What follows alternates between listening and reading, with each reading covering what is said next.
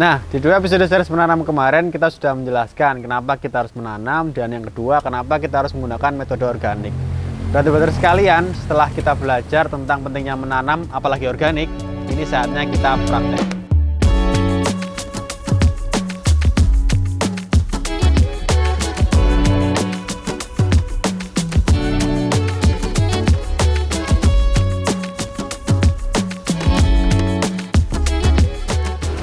Langkah awal yang perlu kita lakukan tentu adalah mempersiapkan media tanam atau tanahnya. Selain sebagai sumber nutrisi, dia juga sebagai rumah dari semua jenis mikroorganisme yang akan menyuburkan tanahmu. Brother semua mungkin sering tidak yakin dengan kualitas tanah yang ada di sekitar rumahnya. Ada yang bilang terlalu liat, terlalu banyak pasir, terlalu becek, ada juga yang bilang terlalu abang. Sebenarnya teman-teman, setiap jenis tanah yang ada di rumah kita, mulai dari pasir, batu, kerikil, lempung, liat, dan lain sebagainya, adalah sumber mineral yang dibutuhkan oleh tanaman kita dengan porsinya masing-masing. Yang kita butuhkan adalah agen hayati, mikroorganisme di dalam tanah yang bisa mengurai semua mineral dan nutrisi tersebut menjadi bentuk yang dibutuhkan tanaman. Semakin banyak ragam dan jenis mikroorganismenya, maka semakin banyak pula ketersediaan nutrisi di dalam tanah. Keberagaman mikroorganisme akan memperkaya jenis nutrisi yang dibutuhkan berbagai macam tanaman. Masalah kedua, kita sering dibingungkan dengan campuran media tanam atau potting mix. Ada yang namanya sekam mentah, sekam bakar, perlit, pumis, dolomit, dan lain sebagainya. Kita bingung mau pakai yang mana dengan campuran seperti apa. Semua jenis media tersebut memang memiliki kegunaan masing-masing dan cocok untuk diaplikasikan pada beberapa jenis tanaman tertentu. Nah, setelah ini Mas Bon akan menjelaskan kepada kita bagaimana cara mencampur media tanam yang baik secara general. Kalau kamu pakai tanah full dari luar, maka di mana langkahmu untuk memperbaiki tanah di sekitar rumahmu? Padahal tanah di sekitar rumahmu juga punya hak untuk bisa diperbaiki. Maka dari itu, kita dari Tanduria, kita pengen bahan baku, bahan dasarnya itu menggunakan tanah di sekitarmu. Semua bisa subur, semua bisa ditanami, tapi memerlukan beberapa treatment atau beberapa pengondisian biar dia bisa menyuburkan tanah dan akan bisa ditanam secara terus-menerus. Langsung aja saya tunjukkan bagaimana cara menyuburkannya. Oke, yang pertama kita harus cari dulu ya, tanah di sekitar tempat kita, di sekitar rumah kita. Kita cari di sebelah rumah.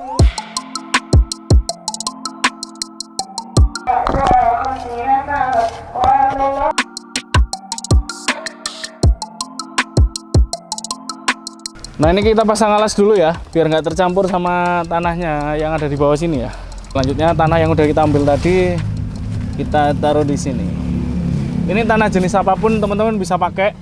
Jadi cara yang seperti ini general ya, nggak harus tanah yang bagus dan nggak harus tanah yang jelek banget. Mau tanah bagus, tanah jelek, semua bisa dipakai. Kita coba nge-treatment tanah yang agak nggak subur ini biar bisa jadi subur. Oke. Nah, yang kedua kita bisa menambahkan dengan sekam bakar. Nah, ini bebas teman-teman, kalau nggak ada sekam bakar boleh pakai arang. Kalau nggak arang itu abu. Atau campuran arang dan abu itu bagus. Tapi karena kita ada sekam bakar, kita pakai sekam bakar. Nah, kalau teman-teman tahu di dalam sekam bakar ini kalau di zoom sekitar 100 mikron maka dia akan muncul rongga-rongga yang ada di dalam sekam ini. Jadi kalau di zoom pakai mikroskop ada rongga-rongganya. Lebih dalam lagi ternyata di dalam satu rongga-rongganya itu banyak terdapat mikroba yang menempel.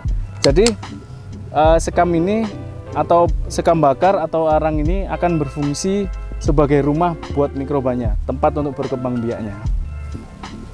Nah, ini teman-teman ada juga hasil dari pembakaran kayu. Nah, bedanya arang dan abu, yang abu itu warnanya abu-abu ini sangat bagus untuk menstabilkan pH. Ada juga arang yang ada di sini, itu yang rumah buat mikrobanya tadi ya. Nah, untuk abu pemakaiannya ini tidak perlu banyak-banyak, kita pakai segini aja, udah cukup satu bungkus.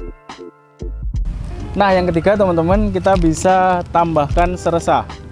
Ini saya pakai andam bambu, jadi seresa-seresa bambu yang ada di hutan kita pakai. Nah, seresa ini akan menjadi bahan untuk dekomposisinya si mikrobanya nanti. Nah, kita pakai secukupnya aja segini. Nah, kira-kira nanti mikrobanya bakalan makan ini untuk jadi mineral yang siap untuk dikonsumsi oleh si tanaman, diserap oleh akar tanaman ya. Nah, untuk memenuhi kebutuhan mineral secara cepatnya, maka kita pakai komposnya karena dia si andam ini membutuhkan waktu untuk terdekomposisi, maka kita menggunakan ini yang namanya pupuk kandang. Teman-teman bisa pakai kompos atau vermikompos atau casting teman-teman. Jadi itu akan lebih cepat terserapnya oleh akar nanti. Berarti yang udah kita masukkan ke dalam sini adalah tanah sebesar 3 kali lipatnya atau perbandingan 3 ya. Kemudian sekam bakarnya 1, kemudian seresahnya 1, dan pupuk kandangnya 1. Jadi 3 banding 1 banding 1 banding 1. Oke. 50% tanah dari sekitar rumah kita.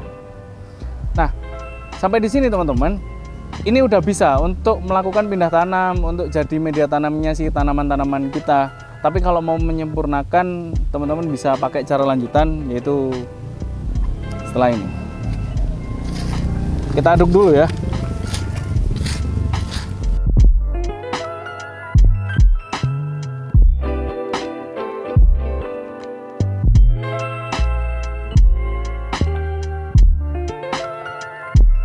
Kita masukkan rumah mikrobanya udah, makanannya udah.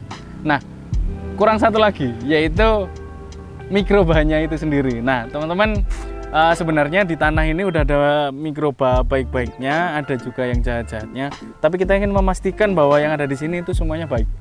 Ya, maka teman-teman bisa pakai mikroba dari luar. Jadi kita pakai bioelixir yang ini.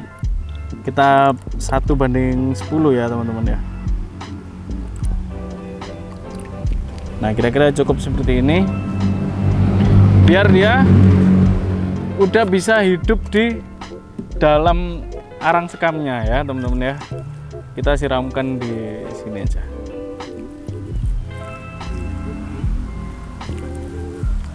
Selanjutnya kita lakukan pengadukan lagi biar basahnya mikroba itu merata, teman-teman.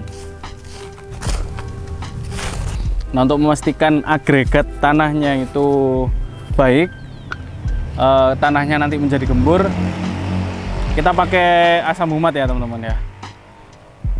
Nggak perlu banyak-banyak, ini cukup 2 sendok aja pakainya untuk luasan atau jumlah tanah yang segini. Ini udah cukup. Nah, selanjutnya teman-teman, biar dia aman, biasanya orang pakai fungisida, tapi kita pakai trichoderma. Nah, teman-teman bisa pakai tricho powder, ini yang saya pakai. Nah, teman-teman, ini adalah fungi yang membasmi fungi-fungi jahat lainnya. Jadi jamur yang membasmi jamur. Ini tricho powder. Kita taburkan di tempat sini. Pemakaiannya sangat kecil, teman-teman, tapi kalau mau banyak masih tetap aman aja. Buat tanaman meskipun kena nempel ke batang tanamannya pun itu akan lebih aman, lebih mengamankan tanaman kita dari kebusukan yang dihasilkan oleh mikroba jahat di dalam tanah. Nah, tanah apapun yang ada di rumahmu, sekualitas apapun, pakai cara ini insya Allah akan baik tanahnya. Nah, dari sini kalau kita campur dengan tanah yang lainnya, maka dia akan menjadi sumber kesuburan itu sendiri. Jadi kebaikannya akan menyebar ke tanah yang lainnya. Tapi kalau mau ditaruh di pot yang seperti ini, di polybag yang seperti ini, nggak apa-apa, aman-aman aja, teman-teman. Kalau kita rasakan tanahnya, kita pegang tanahnya, maka kita akan merasakan bahwa di dalamnya ada porositas. Jadi nggak melulu isinya itu air doang. Nah, masih ada porositasnya. Kemudian kalau ngomongin tentang ketersediaan mineralnya, itu udah tersedia dari pupuk kandang yang tadi. Kemudian tentang kapasitas penyimpanan airnya itu juga udah bagus. Ini kita bisa merasakan bahwa tanah yang ada di sini basah. Jadi dia bisa menyimpan air dengan baik, teman-teman. Nah, seperti itu untuk syarat media tanamnya ya, teman-teman. Nah, selanjutnya kita akan bahas gimana sih cara menjaga ini biar menjaga media tanam yang udah kita bikin tetap baik. Oke. Untuk menjaga proses penyuburannya ini, kita perlu melakukan beberapa tips yang akan saya berikan. Nah, yang pertama, jauhkan dari barang-barang berbahaya, bahan-bahan berbahaya seperti minyak, seperti bahan deterjen, kemudian ada bahan bangunan, semen, itu akan merusak mikroba-mikroba yang ada di dalamnya dan akan mematikan tanamannya sekaligus. Nah, itu harus dihindari. Yang kedua, jauhkan dari sampah-sampah kotor dan sanitasi yang buruk. Sampah-sampah yaitu tempat sampah, ada selokan yang banyak sampahnya di dalamnya, itu jauhkan dari situ. Kita menanam pengen yang lebih bersih dan lebih aman buat tanaman kita agar menghasilkan kualitas yang bagus. Yang ketiga, jauhkan dari kotoran ayam, kotoran kucing, kotoran hewan-hewan karnivora, karena itu cukup membahayakan. Dia itu bisa mengandung bakteri-bakteri jahat, patogen-patogen yang di situ akan bisa mengalahkan mikroba baik yang udah kita masukkan tadi ke dalam media tanam. Kenapa kotoran kucing, ayam, dan hewan-hewan karnivora nggak boleh? Karena dia pemakannya bukan makan tanaman, jadi dia makannya makan daging. Maka proses dekomposisi membutuhkan waktu yang lama. Sebenarnya semua kotoran bisa kita pakai, cuman yang paling bagus untuk menyuburkan dan paling aman yaitu kotoran-kotoran yang di situ makanannya juga tanaman. Misalnya kotoran kambing dan kotoran sapi, kotoran kuda juga boleh. Tapi kita jarang kan menemukan kotoran kuda. Kemudian kalau kotoran ayam, ayam nggak selalu makan tanaman, nggak selalu makan jagung, tapi makan hewan-hewan juga. Nah, di situ perlu proses yang lama. Sama juga kotoran kucing, perlu proses selama 6 bulan, bahkan harus dibiarkan dulu, harus didekomposisi dulu sampai 1 tahun biar bakteri-bakteri jahatnya udah hilang. Jadi teman-teman fokuskan ke pakai kotoran kambing dan kotoran sapi karena itu akan lebih cepat prosesnya. Yang keempat yaitu pastikan drainase dari media tanammu itu bagus, teman-teman. Kalau tanahmu sering becek ya lebih baik pakai pot atau pakai planter bag atau wadah-wadah yang dia itu ada lubang di bawahnya, teman-teman. Tapi kalau bagus ya nggak apa-apa, langsung di tanah aja. Selama kalau kena hujan itu nggak becek. Kalau nanam di tanah ya teman-teman ya, itu media tanam yang ada di sekitar atau tanah yang ada di sekitar akan terpengaruh kesuburannya. Nah itu akan bagus ya. Yang kelima, nanti kalau ada daun yang rontok, yang pasti daun itu rontok ya, jangan sampai dianggap semua daun akan tumbuh sampai besar. Pasti ada yang rontok, entah itu di daun-daun bawah, kemudian buah yang gagal untuk bertumbuh, ada kemungkinan akan rontok juga nantinya, atau kita habis makan buahnya, kemudian sisa buahnya itu kita kembalikan lagi ke media tanam yang kita pakai. Nah nanti daun-daun atau buah itu yang udah kita taruh ke media tanam sama mikrobanya akan dilakukan dekomposisi. Hasil dekomposisinya bisa diputar lagi.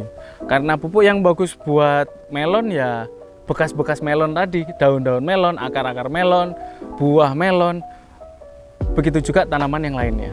Nah, setelah kamu bikin tanah itu tadi untuk bertanam, pindah ke pot atau di lahan, maka biar kelembapan dan suhu yang ada di permukaan tanahnya itu bisa stabil, maka kita perlu menambahkan mulsa di atasnya. Entah itu mulsa dari bahan organik atau mulsa dari tanaman. Kalau ada gulma biarin aja nggak apa-apa.